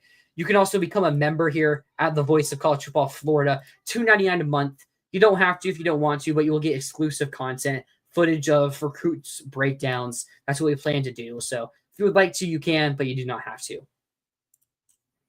All right, we're kind of on the decline of the show now. Something that talk about a couple weeks ago, we were down and out with this baseball team. Yeah. They just beat South Carolina, they won the series, swept them. They just got the 8-0 win in the 7th inning. But I mean, man, did you see that game earlier today? I did. Watching it? I watched pretty much that whole thing. That top of the ninth inning was one of the most bizarre things I've ever seen on a baseball Right. field. If you guys weren't watching, South Carolina walked Florida 8 times. I think 8 walks. It was and then 8 at one point at least. Yeah, gave up 8 walks, and then Brendan Lawson hit a grand, who's going to be really, really good next year, by the way. Like a guy who's already getting like top 5 draft pick hype for 20. I guess he'd be 2027 because he's a true freshman. He's going to be a really good player for the Gators in the long term. Already pretty good. Hit a grand slam to blow it open in a 22-3 win. I mean, we talked about it. The team is like, okay, they just got to do a little bit more to make the tournament. I mean, I'm fully confident we make the tournament, not just because of the wins on their schedule or on our record, but because the team is looking really good. I mean, Arkansas they sweep Texas. I don't know if they won the series. I didn't see if they won today. But that's good for them. That was good for them. Miami's surging. That series win starting to look good for them. FSU swept Clemson. Yes, they did. Yeah, they for sure won the series. You might be right that it was a sweep, but they definitely won the series. Texas got swept. All right, Arkansas swept Texas. Wow. Okay. Who was the number 1 team in the country? And like game 1, 9-0, game 2, 6-1, game 3, 13-8. So not really even close. I mean, to do that to the number 1 team is crazy. I mean, Florida might be ranked this week. Like Florida might get back in Florida. Right. Florida's RPI is like 16 or 17. Like I'm not even kidding. If you can take both of these last 2 series against Texas and Alabama, but even if you only take one, like hosting a regional is not entirely out of the realm of possibility for this. It shouldn't be. I mean, there is definitely a way this breaks where Florida could still host a regional, which is pretty unbelievable after a 1-11 start or whatever it was in conference play. Right. And it's like your old series when Miami, we just talked about, is aging extremely well. They're talking about Miami hosting a regional. FSU, that 3 games you won 2 of, FSU's a top 5 team and they win the series against Clemson. Did you see that game they had against them today? That was really interesting. They got up like 10-0. And then Clemson came back in like the 4th inning, and then FSU ends up run-rolling them in the 7th. Like, is that what it is? I saw there was a little bit of a comeback effort. I didn't really see the whole context. I just saw they were up big, and then Clemson started to come back, but I didn't quite realize what happened there. That's crazy. But yeah, I mean, we go to Texas next week. I mean, if you find a way to win that series, then the hosting a regional talk gets legit. I mean, I feel like the only reason there wouldn't be talks of it is this going to be fans hating the SEC. I mean, because Florida does have a lot of losses, but like, I mean, look at our wins, and I mean, it's like the losses, like lost one of the game against Arkansas, a series we won. The worst loss is at UCF in a midweek game. That's like the only really bad loss on the schedule. Yep. I mean, that's the key difference between last year and this year. You know, last year's team being, because actually, like we have to finish the season pretty strong to have a better SEC record than to have a better SEC record than we had last year. The difference is not losing stupid midweek games like they did last year that put them in such a tough position for making the tournament. Florida hasn't lost those bad games. Another thing that's really nice, by the way, Pierce Coppola pitched today for the first time in 2 months, something like that, maybe longer. He only pitched 1 inning, but that's a guy, like if Florida's going to make another run in the tournament, they absolutely got to get Pierce Coppola back into the fold. So really nice to see him back out there this weekend. And another player that started heating up in the last game against Arkansas, Ty Evans. Yeah. I mean, he has 3 home runs in the last 4 games. I mean, he had a grand slam against Arkansas, right? The grand slam was against Arkansas? Yeah. Yeah, then ends up hitting 2 home runs in the 3 games against South Carolina. That's someone who we talked about a little bit before the season started as, if this is a team that wants to win a championship, then they're going to need Ty Evans to really step in and be the all-star player that you lose in Jack Caglione. Ty Evans this weekend was at the plate. He was 5 of 13. Pretty solid. And then who was it that also had a crazy week this week? Or against in the series against South Carolina. Who was it that went crazy this week as well? That had like 3. Luke Heyman. He had 3 home runs. I'm pretty sure. Heyman was. I mean, Heyman hit 2 just in game 1 today. Just in the first game of the doubleheader, the resumption game of the doubleheader alone, he hit 2.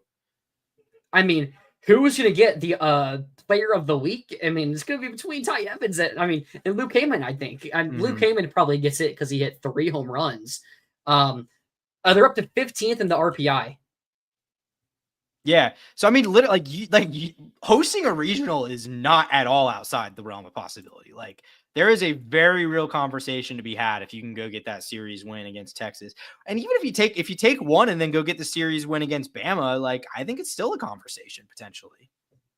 I absolutely agree there. I mean, it's fun. It's been fun watching this team play over the past couple weeks since 13-2 since we won the national championship in basketball. Yeah, I mean, I had to take like a 3 week to a month sabbatical from Florida baseball. I'd take a little time out and use my time a little bit more wisely. But and I think I advise people on this show to do the same. But if you followed that advice, tune back in because this team is playing really, really good baseball right now. Or maybe tune back. Maybe don't tune back in because maybe you guys not watching is the reason that they're playing so well. And this series against South Carolina got off to a rough start because that first game against South Carolina ends up being a big rain delay after Liam Peterson pitches the first. Like, that was Bush League, by the way. That was Bush League. That was really crazy that South Carolina let that game start under those circumstances. That was just insane. Yeah, the game, it gets delayed from like 7:30. It doesn't start until like 10:30. And Liam Peterson, obviously, Liam Peterson couldn't throw because that would just kill your arm. South Carolina ran the same guy out there somehow. I mean, yeah, wasn't particularly good. No, it was actually for the first 3 innings. And then South Carolina got up 4-1, and then it became 4-3. And then Luke Heyman hit a single home run, and then Ty Evans hits what was this? A grand slam? Wait, Ty Evans did a grand slam? I think he did. Actually. 4 RBI, maybe the grand slam you were thinking of was that game. Maybe he did one against Arkansas too. I can't remember. Yeah, he gets his center field 4 RBI. Strickland scored, unearned. Done and Sear. So yeah, that's a 4-run RBI grand slam right there. And the game was just over from there. I mean, what a way from the team to come back to, because you could be mentally defeated when you have to wait 4 hours or 3 hours for the game to start and you have to throw another pitcher out there. And I mean, man, teams are starting to heat up this game too.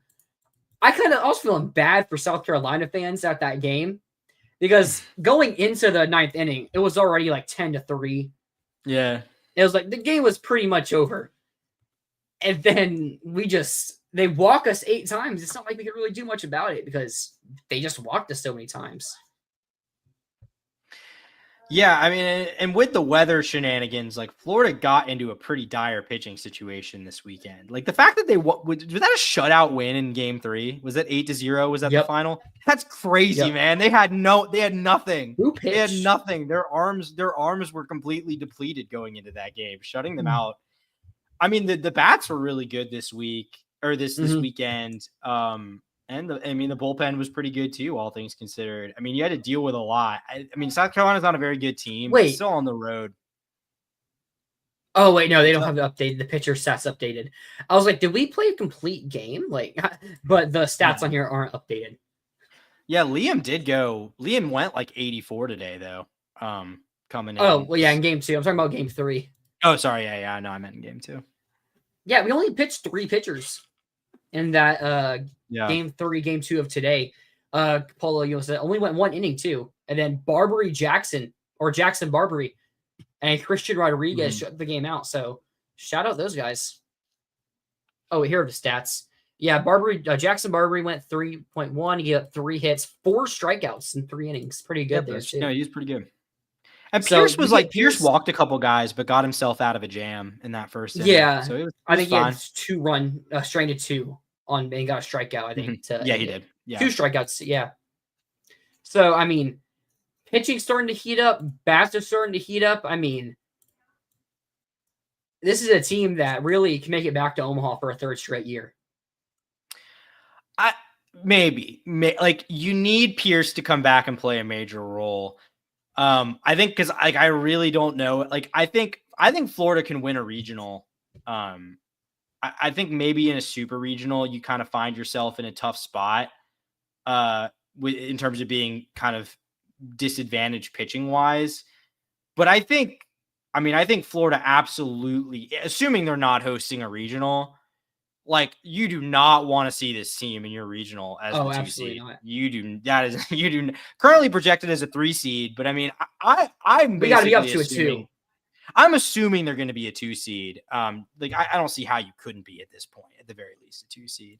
I think Yeah, I don't think RPI has this as a top 15 team. I think a lot of these publications that produce is like, if you put Florida based on their record higher than a 3 seed before going into the weekend, it's like they're going to get a lot of trade on from fans just saying SEC bias. But like when you really look at Florida, it's like this is a team that should have, as of today, at least be a 2 seed. Yeah. But I mean, I think this team's better than last year's team, who somehow made the final. I mean, how did they even make it? I mean, Cags played good, and Ashton Wilson and Brody Donay, like, they stepped up. You had players step up. It was just the pitching got good randomly. Like, Brandon Neely was electric. Even Cade Fisher had some good moments, if I remember correctly. He had good moments until the A&M game for us. Yeah. Like, leading into the, like, obviously the College World Series was not a great showing. Other than that, like the Kentucky game where you pelted them. No, I mean, leading up to it, guys just stepped up. But yeah, I mean, I'd agree. I don't know if this team is better than the way that team was playing for the last 2 weeks of the year, but I think this team is better than the way that team played for 85% of the season, for sure. I'm looking at the Warren Nolan RPI right here. Florida has the least amount of losses outside of the quad 1 of any team. Maybe in the country? I mean, of any team inside the top 16. I mean, that's why the RPI has stayed so high, because you're not losing midweek. I mean, if you remember, like last year, Florida lost like at JU, at Stetson, at like USF. They lost all sorts of really bad midweek games last year. And again, other than they got rocked by UCF one night in Orlando early in the season, and that's the only loss outside of the quad 1.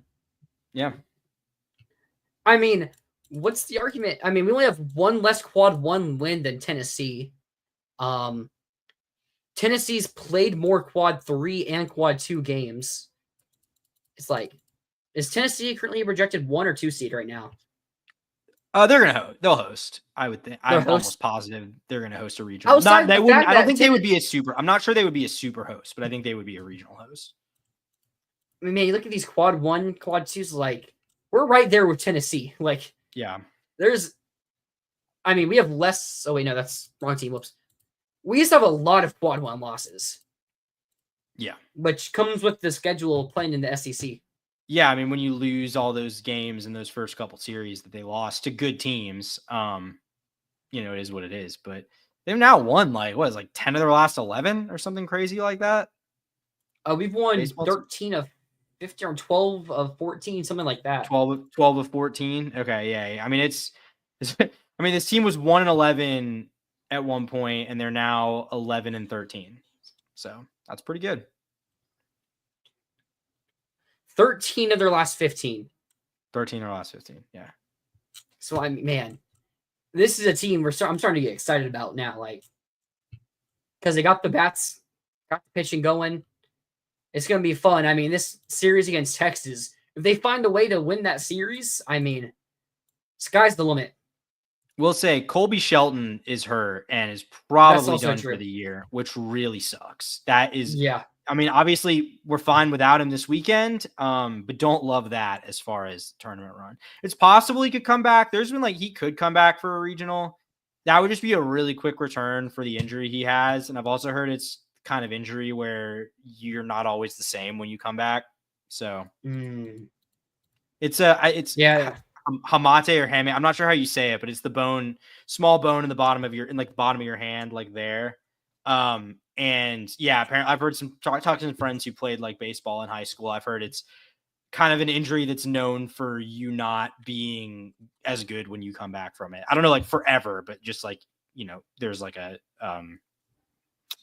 a grace period or whatever that you need when returning from that injury.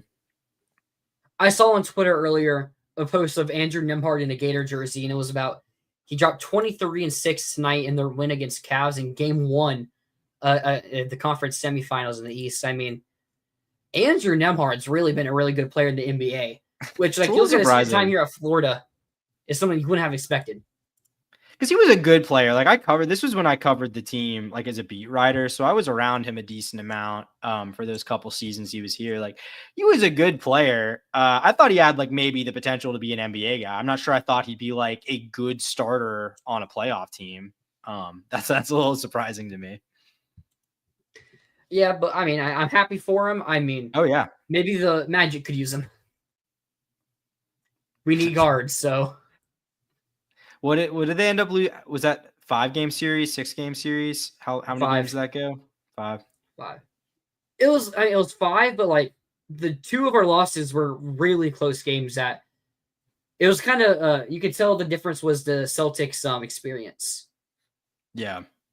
Game 4 especially, it was tied with like 4 minutes to go, and then Tatum just hits like back-to-back threes, and then Al Horford didn't get a 3, and that was the game right there. Oh, wow. Jaylen Brown, FSU wide receiver transfer, commits to Arkansas. Interesting. Okay. He was the one. He was dismissed from the team, right?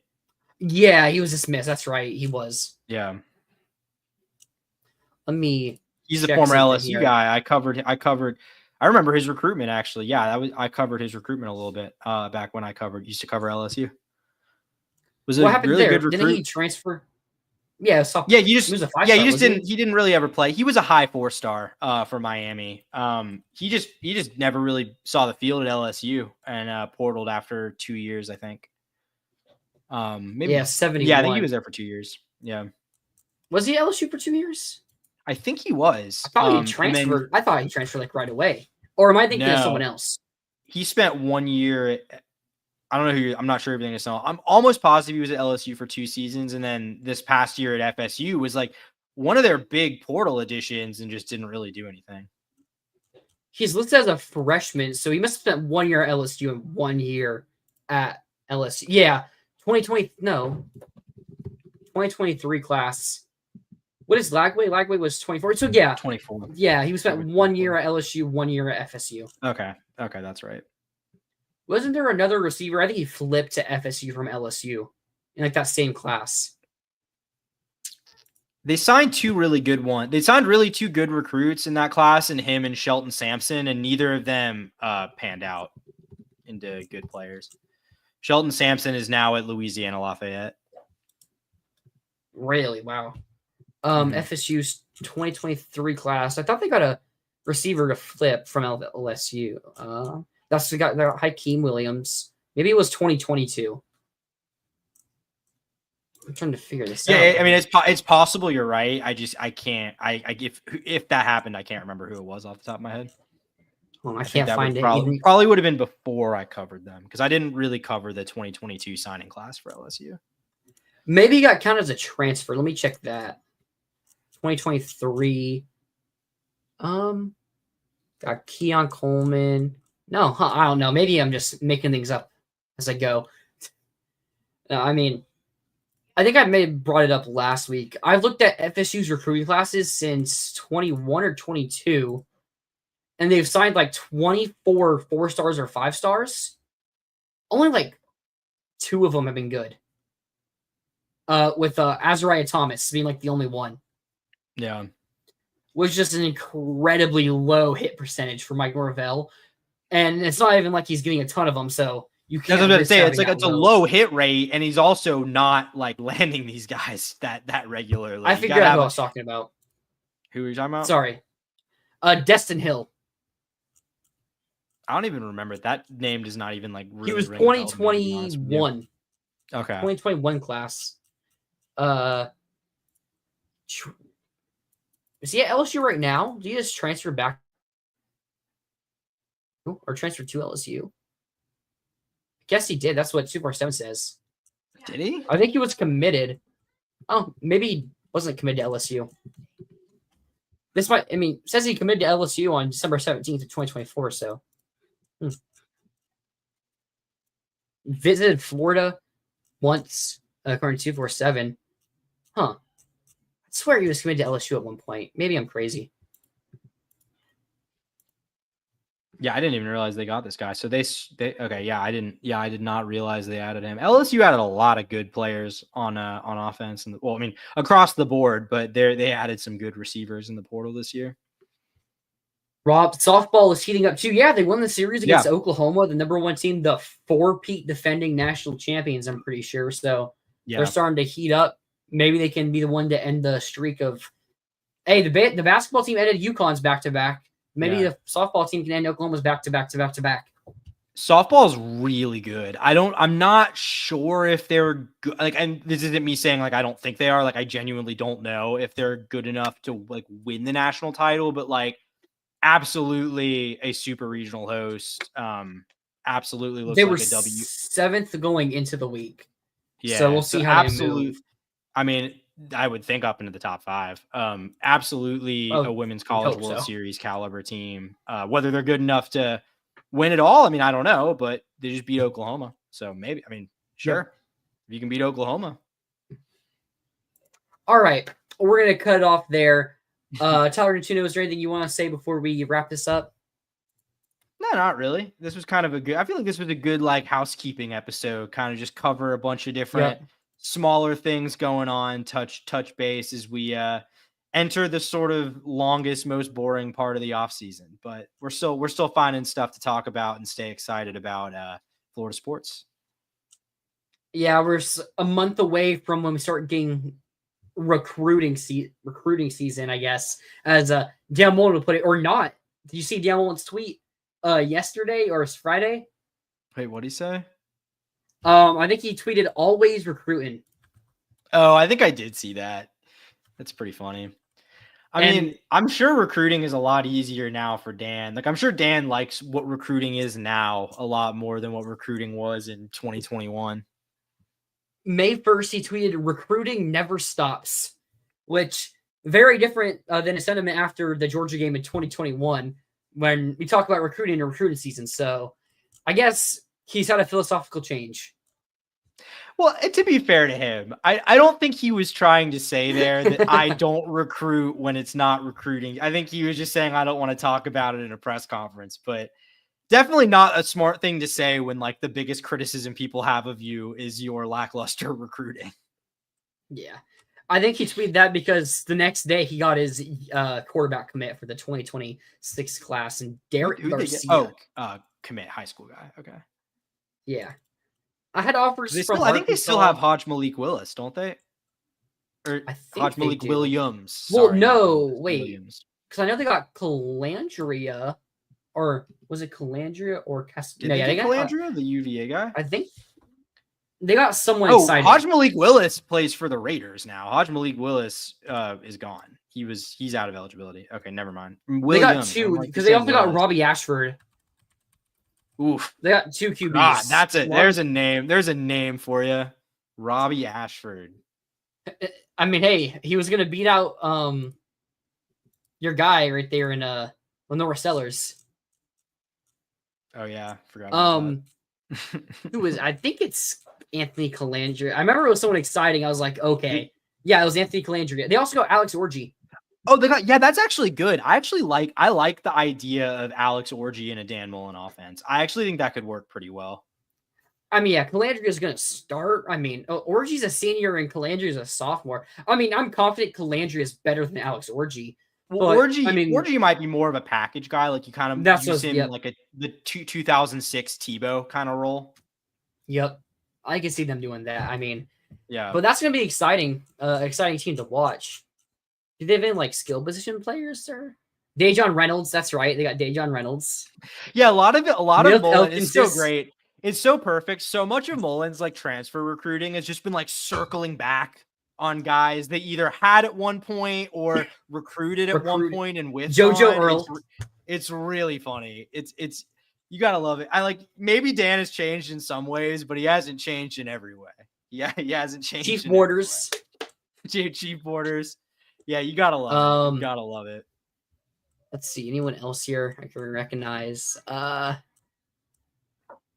Jalen Lee. You know, we had. Wait, that's where he is now. Oh, because he went to LSU last year and didn't really do anything. I remember we had a little bit of hype for Jalen Lee. Like, he wasn't terrible. Mm-hmm. Jake Pope, he transferred from Alabama, right? Because was he the one that like tweeted with Ole Miss players after or Georgia? No, that was from Georgia. Is that who that was? Was that the guy that did that? I remember that. I couldn't remember if that was Jake Pope. Okay. He transferred from Alabama to Georgia to now UNLV. Denver Harris, former 5-star. Hey, they say Dan can't get 5 stars. Did Denver Harris actually? I mean, I guess he actually played at UTSA this year. Yeah. If he's transferring up, he's on the. He doesn't have a pitcher, but he's on the roster. Did he? That sounds about right. What did he? I'm curious. Did he produce this year? Not really. He had 14 tackles and 3 pass breakups at UTSA this year. 3 pass breakups isn't bad. I mean, it's not bad, but I mean, like, I'm just saying, former 5-star playing at UTSA, you'd hope maybe a little bit more production. LaTerrence Welch, you probably remember that name. I do remember that name. Went to Arizona State. I probably didn't play for him. I was say I don't even. Yeah, I didn't keep up with what happened to him, but I do remember him playing for LSU. This is cool. I like. I don't. Does Florida do this? They have their former schools listed on their site, like right next to their names. Most rosters do that on the website. I'm not 100% if Florida does, but that's a pretty common. It does, yeah. They just don't. Theirs is listed like as a Oh wait, you can change the way it lists on the site. There we go. Okay, in the list style. Yep. Okay, I see it now. Because I always get it as the, what is it called? The grid? Yeah, the grid where it's just all the names, no pictures. But here we go. Yep, now I see it. A lot different from UNLV with all those transfers. Amir Jackson is from a place called, or went to high school, or a place called Portal. I vaguely remember. I feel like I vaguely remember that. Or like if it wasn't him, I remember like writing about someone who went to from Portal, Georgia, in Portal High School. Portal, Georgia. Yeah.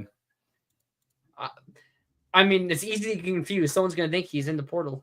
Oh no. All right, we'll actually wrap it up there. You know, we're close enough to the season where we can actually talk about the roster and stuff. But we're far enough away to where we're not breaking down these games yet too much. Tyler Newtono will not be on the show next week. I'm going to try to get a special guest to appear for us, but I don't know how that will end up working. But I think that's going to be it for tonight's show. Make sure you like, subscribe, join as a member if you would like to do that. As always, go Gators, and we'll see you next week.